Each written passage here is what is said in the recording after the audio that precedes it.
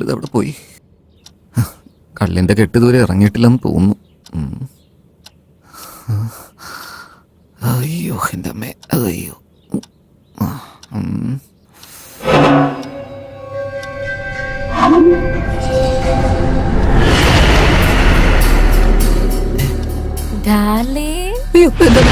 എന്നൊന്നും ചെയ്യില്ലേ, എന്നൊന്നും ചെയ്യില്ലേ. നമ്മൾ തമ്മിൽ ഡീലുണ്ടായിരുന്നു, മറന്നുപോയാ? എന്നൊന്നും ചെയ്യില്ലെന്ന് സത്യം പറഞ്ഞല്ലേ? വേണ്ട, ഞാനിപ്പോ ആ മൂഡിലല്ല. എനിക്കുണ്ടല്ലോ. Come on, Teja. Get into the mood. എനിക്ക് മൂഡ് വരുന്നില്ല.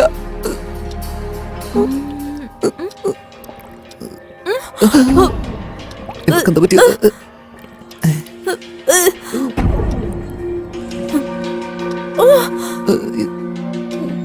അയ്യോ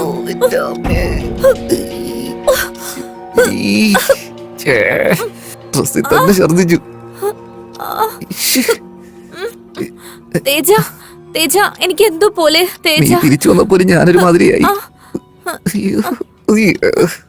I think we need to go to a doctor. ഡോക്ടറോ? എന്തിനാ? കൂട്ടിക്കൊണ്ട് പോവോ അതോ ഞാൻ തന്നെ പോണോ? ഒരു മിനിറ്റ് വെയിറ്റ് ചെയ്യ്, ഞാൻ കൊണ്ടുപോവാ. പറയടാ അളിയാ, പറയടാ. ഞാനാ അളിയാ. നീയാണോ? പറ. എന്റെ ഭാര്യ ഛർദിക്കുന്ന അളിയാ. അബ്ബാ, ഈ ലോകത്തിൽ നിന്നെ പോലെ ഒരുത്തൻ ജനിച്ചിട്ടില്ല, ഇനിമേ ജനിക്കാനൊട്ട് പോണൂല്ല. എന്താ അളിയാ? എന്താടാ പറഞ്ഞു വരുന്നത്? സോംബിയെ ഗർഭിണിയാക്കി ആദ്യത്തെ ആണ് നീ തന്നെയാടാ. ഇത് ആ ഛർദിലല്ലടാ, കള്ളു കുടിച്ചിട്ട് ഛർദിക്കുന്നതാടാ. സോംബിയും അപ്പൊ കള്ളു കുടിക്കുമല്ലേ? Very good information. ഒരു നിമിഷം ഞാൻ എഴുതി വെച്ചോട്ടെ. അതല്ല അളിയാ, അർജന്റായിട്ട് അവളെ ഹോസ്പിറ്റലിൽ കൊണ്ടുപോകണമെന്ന് പറയുക. എന്താ ചെയ്യുന്നതെന്ന് പറ. ഹോസ്പിറ്റലിൽ എങ്ങനെയാടാ കൊണ്ടുപോകുന്നത്? ഇപ്പോ ശരി, നിന്റെ വീട്ടിൽ മേലൊരു ബെഡ്റൂം ഇല്ലേ? ഉണ്ടല്ലോ. ബെഡ്റൂമിന് പുറത്തൊരു ഹോൾ ഇരിപ്പില്ലേ? ഉണ്ടടാ. ആ ഹോളിലൊരു സോഫയില്ലേ? ഉണ്ടെന്ന്. ആ സോഫയുടെ കീഴിൽ ഒരു ബുർക്കയില്ലേ? ഉണ്ടാക്കി. പിന്നെന്താടാ, പ്രോബ്ലം സോൾവ് ആയില്ലേ? അതാടാ പറയുന്നത്. തോക്കുണ്ടായിട്ട് കാര്യമില്ല, ആ തോക്ക് എങ്ങനെ ഉപയോഗിക്കണമെന്ന് അറിയണം. ഫോൺ വെക്കടാ. താങ്ക് യു അളിയാ.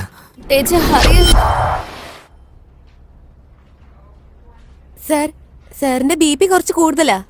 നീ കുറച്ച് മാറി നിന്നാ നോർമൽ ആയിക്കോ. സർ, എനിക്കിപ്പോ ഡൗട്ട് ഉണ്ട് സർ, ഒന്ന് ക്ലാരിഫൈ ചെയ്യാൻ പറ്റുമോ? എന്താടാ അത്? എന്തിനാ സർ എപ്പോ നോക്കിയാലും ഈ പഴയ കണ്ണ് തുടയ്ക്കാൻ പറയുന്നത്? നീ അത് ഓർത്ത് വെച്ചോ, ബാക്കിയല്ല ഞാൻ പിന്നെ പറഞ്ഞുതരാം. ഓ, പേഷ്യൻസ് വരുന്നുണ്ട്, എല്ലാരും അങ്ങോട്ട് മാറ്. വന്നോളൂ, ഇരിക്കൂ. എനിക്കെല്ലാം മനസ്സിലായി സർ. ഞാൻ പറയാം. ഇത് നിന്റെ ഗേൾഫ്രണ്ട്. നീ അവളെ ഗർഭമാക്കി. അവളുടെ വീട്ടുകാരെ അറിയാതെ ഞാൻ അബോർഷൻ ചെയ്യണം, അതല്ലേ? സർ, ഇവളുടെ കല്യാണം കഴിഞ്ഞാണ് സർ. ഓ, അതാണ് ആവശ്യം. അവളുടെ കെട്ടിയനറിയാതെ അബോർഷൻ ചെയ്യണം, അല്ലേ? ഞാനാണ് സാർ ഇവളുടെ ഹസ്ബൻഡ്. ആണോ? അപ്പൊ നീ അറിയാതെ ഞാൻ ചെയ്തു തരാം. ഞാനത് പറയട്ടെ സാർ? പറഞ്ഞോളൂ, എന്താ വേണ്ടത് പറ. ഇവള് ഛർദിച്ചു സാർ. ഓ, അപ്പൊ അത് തന്നെ.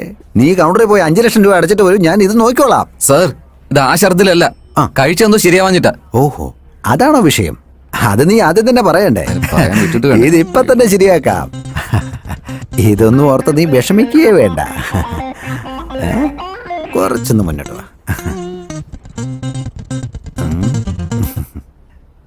സാധാരണ എന്താ കഴിക്കാറ്? പട്ടി, എലി, പൂച്ച, ആട്. പട്ടി, എലി, പൂച്ച, ആട്. വളരെ നല്ല ഭക്ഷണം. I like your sense of humour. ഇവളുടെ കോമഡി എനിക്ക് ഒരുപാട് ഇഷ്ടമായി. ഇവള് നന്നായിട്ട് കോമഡി പറയുന്നുണ്ട് കേട്ടോ. ഇതെല്ലാം നീ ഓർമ്മ വെച്ചോണം. അതിനെ കുറിച്ച് ഞാൻ പിന്നെ പറഞ്ഞുതരാം. പിന്നെ സംസാരിക്കാം. അല്ല, അതൊക്കെ അവിടെ നിൽക്കട്ടെ. ഇപ്പൊ നീ മനുഷ്യ സ്ത്രീയാണോ അതോ വേറെ വല്ലതും ആണോ? അറിയില്ല, നിങ്ങൾ തന്നെ ഓ, ഞാൻ പറഞ്ഞുതരാം. ഞാനൊരു മനുഷ്യനാണെന്ന് തന്നെ വിചാരിക്കുന്നു. പക്ഷെ എന്റെ ഭർത്താവ് വിശ്വസിക്കുന്നതേ ഇല്ല. ഞാൻ മരിച്ചിട്ട് 1 മാസത്തോളായി.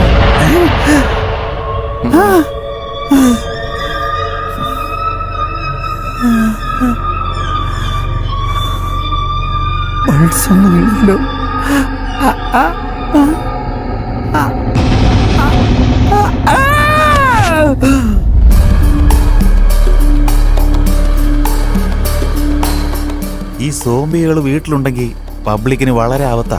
അതുകൊണ്ട് അവളെ എത്രയും പെട്ടെന്ന് കൊല്ലുന്നതാ നല്ലത്. അവളെ കൊല്ലുന്നത് എങ്ങനെ? ആ ഫാദറിന്റെ പ്ലാൻ ഒന്നും വർക്കൗട്ടായില്ല. അതുകൊണ്ടാണ് ഹൗ ടു കിൽ സോംബി എന്ന വിഷയത്തെക്കുറിച്ച് നമ്മൾ യൂട്യൂബിൽ റിസർച്ച് ചെയ്തത്. ഒരുപാട് നോക്കി.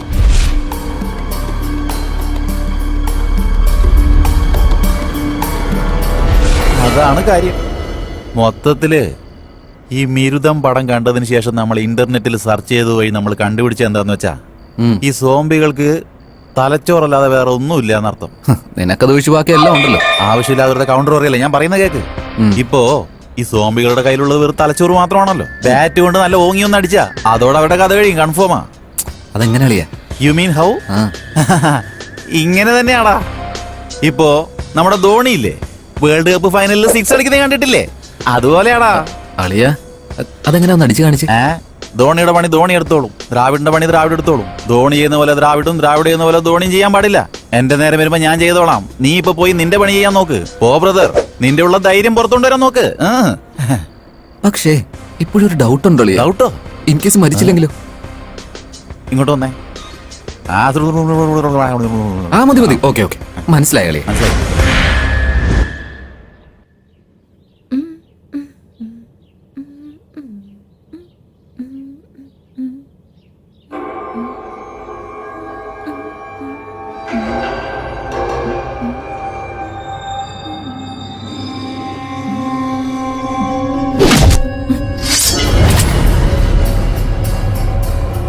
എന്തു പറ്റി ഡാർലിംഗ്? കൊതുക്.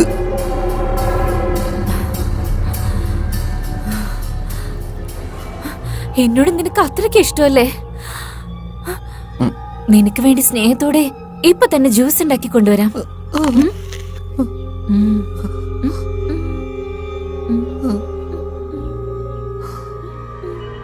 ഇത് ഒടിഞ്ഞു പോകാൻ മാത്രം ഉണ്ടോ നീ?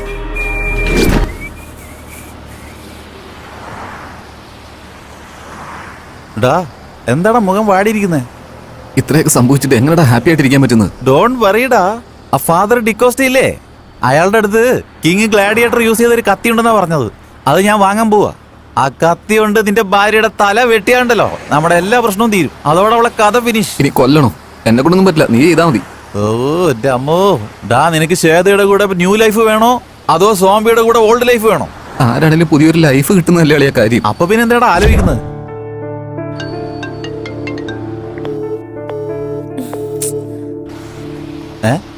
ആരാ? സോംബിയാണോ?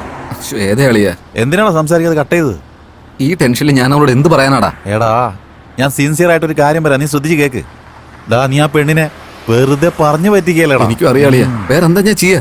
എന്റെ അവസ്ഥ നിനക്ക് അറിയാലോ. ഇപ്പോഴത്തെ കണ്ടീഷനിൽ ശ്വേതയെ പറ്റി ആലോചിക്കാൻ പറ്റില്ലളിയാ.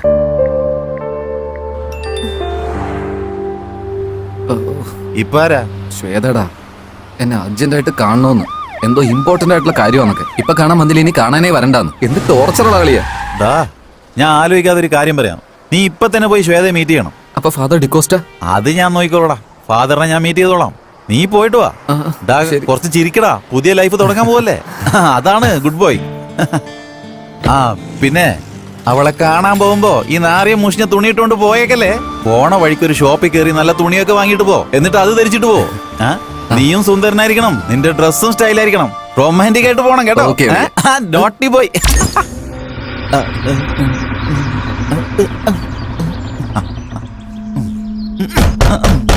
തേജ,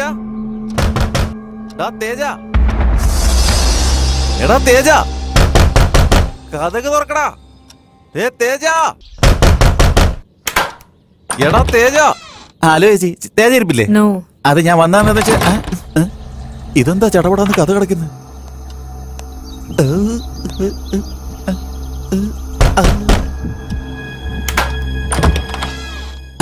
അവൻ എന്നോട് വരാൻ പറഞ്ഞിരുന്നു. ഇവളെ ഞാൻ അടിച്ചിട്ടല്ലോ. ഇനിയും കഥ തുറന്നാ ഞാൻ കാണിച്ചു തരാം. മാഡം, ശ്രുതി മാഡം, ഒന്ന് കഥ തുറക്ക മാഡം. മാഡം കഥവ് തുറക്ക.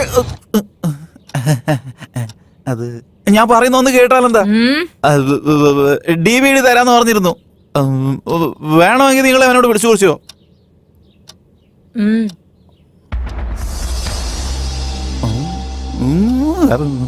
ആ DVD എല്ലാം പഴയതാ. ഉള്ളിൽ വന്നാ ഞാൻ വേണമെങ്കിൽ സഹായിക്കാം. ഒരുമിച്ച് ജീവിക്കുന്നത് കരുതിയിട്ട് പടത്തിൽ കാണാന്ന് വിചാരിച്ചു. ഇത് കലിയുകയല്ലേ, അങ്ങനെ സെറ്റ് ആയി പോയി മാഡം. അതിരിക്കട്ടെ, നീയും തേജയും തമ്മിൽ എന്താ ഇത്രയ്ക്ക് ഫ്രണ്ട്ഷിപ്പ്? വലിയ സ്പെഷ്യൽ ആയിട്ട്. അത് വന്ന് പിന്നെ ഫ്രണ്ട്ഷിപ്പിന് കണ്ണില്ലല്ലോ, അതിന് പെർഫെക്റ്റ് എക്സാമ്പിൾ ഞങ്ങളാ. വരൂ സിസ്റ്റർ, വന്നാട്ടെ, ഞാൻ DVD ഇട്ടുതരാം. അവിടെ ഇരിക്കുക കേട്ടോ. ഞാൻ ഒന്ന് ചെക്ക് ചെയ്തോട്ടെ. അത് കഴിഞ്ഞ പ്രാവശ്യം ഞാൻ എടുത്തോണ്ട് പോയപ്പോ ഈവിൾ ഡെഡിന് പകരം കലകലപ്പ് എന്നുള്ള പടം കിട്ടിയത്. അതുകൊണ്ടാണ് ഞാൻ ഇപ്പൊ ചെക്ക് ചെയ്യുന്നത് കേട്ടോ. കിട്ടിപ്പോയി കേട്ടോ. ഒരു മിനിറ്റ്. അമ്മ